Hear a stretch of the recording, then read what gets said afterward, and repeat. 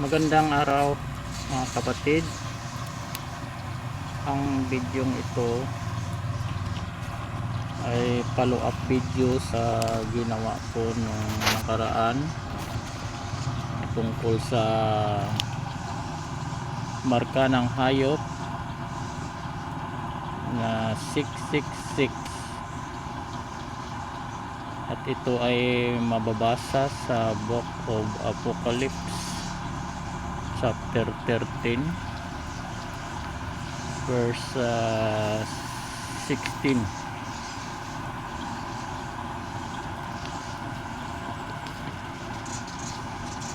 Mga kapatid, alam nyo, kinikilabutan ako ngayon.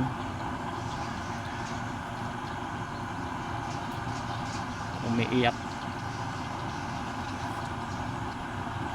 Hindi ko dahil sa takot sa tao, kundi sa katotohanan ng ipinapakita at ipinaparamdam sa akin ng Diyos.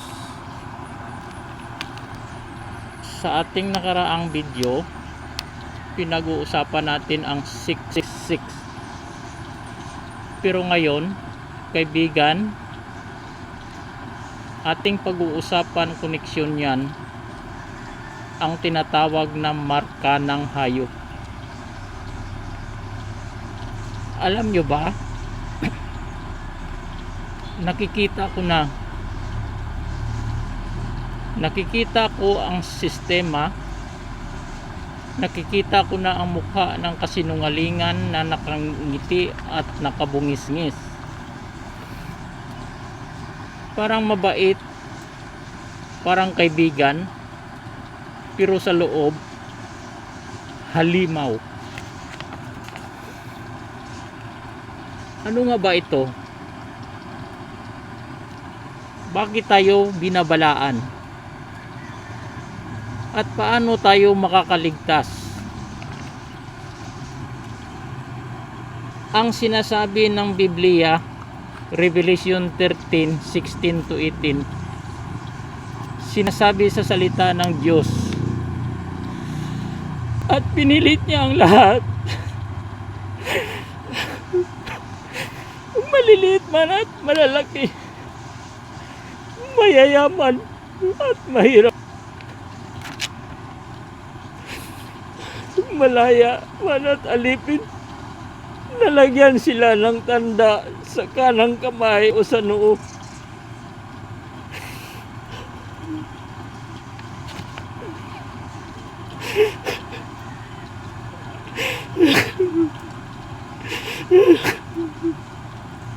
At upang walang makabili o makapagbinta, maliban na lamang sa mayroon ng tanda, unang pangalan ng hayop, unang bilang ng kanyang pangalan.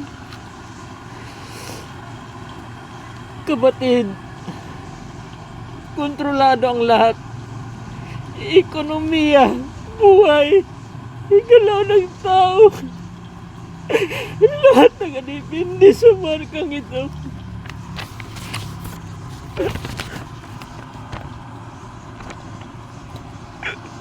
Ito ay isang markang mapanlin lang, mga kapatid.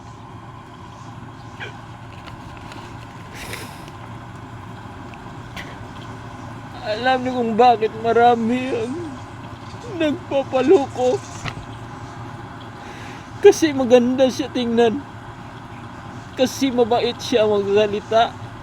Sasabihin niya, ako ang solusyon. Ako ang mag-aahon sa inyo sa hirap. Sumunod lang kayo sa akin. Lahat magiging maayos. Papaniwalain niya ang mundo na siya ang sagot.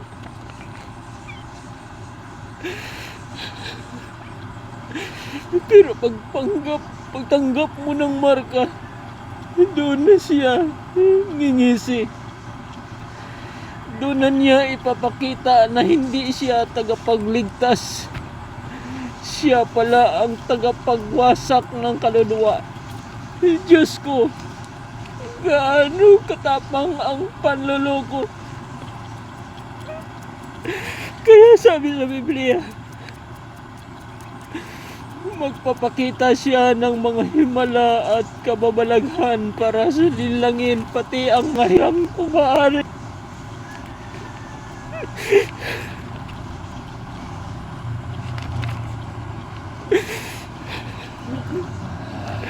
Ang kahulugan, kamay at noo.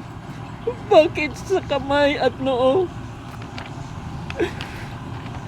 Noo, isip at paniniwala. Papatayin niya ang katotohanan at papalitan ng kanyang kasinungalingan. Kamay, ang gawa at pagsunod. Mapipilitan kang sumunod dahil sa gutom, dahil sa takot, dahil sa sistema. Kapag tinanggap mo yan, ibig sabihin sumuko ka na. Ibinigay mo na ang iyong pagkatao at kaluluwa sa Kanya.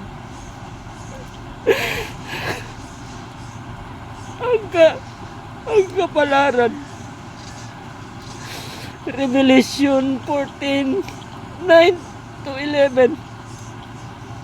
Kapatid, wala nang balikan. Sinasabi ng salita ng Diyos na kung tatanggapin mo ang markang yan, iinom ka ng alak ng galit ng Diyos na walang halong kahinaunan. Hindi ito biro, hindi ito kwentong bayan. Totoo at mangyayari.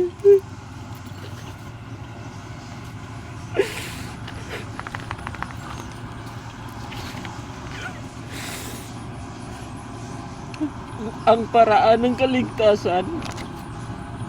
Revelation 14 verse 12. Pero may pag-asa, may paraan para hindi tayo manlinlang. Sabi doon, dito kinakailangan ang pagtitiis ng mga banal, ng mga nagtutupad sa mga utos ng Diyos at sa pananampalataya kay Jesus. Ang gagawin natin, mga kapatid, manatili kay Jesus. Siya lang ang ating sandata. Sundin ang utos ng Diyos. Huwag makibagay sa mundo.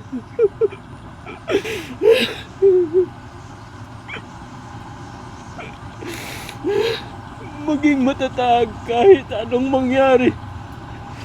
Huwag na huwag tayong bibitaw.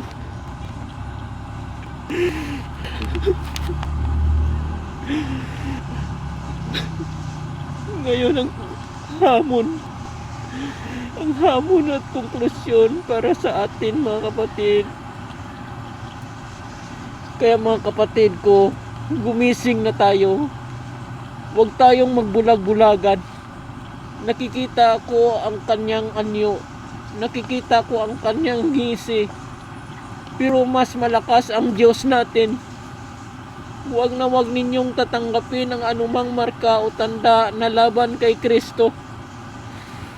Piliin natin ang buhay na walang hanggan.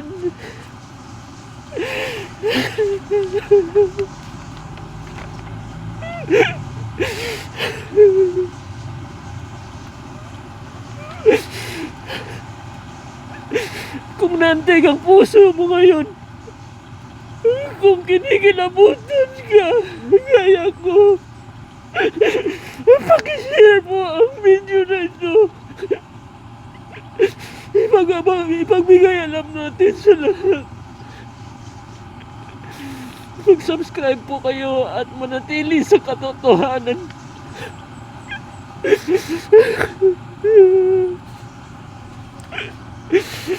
Kapatid,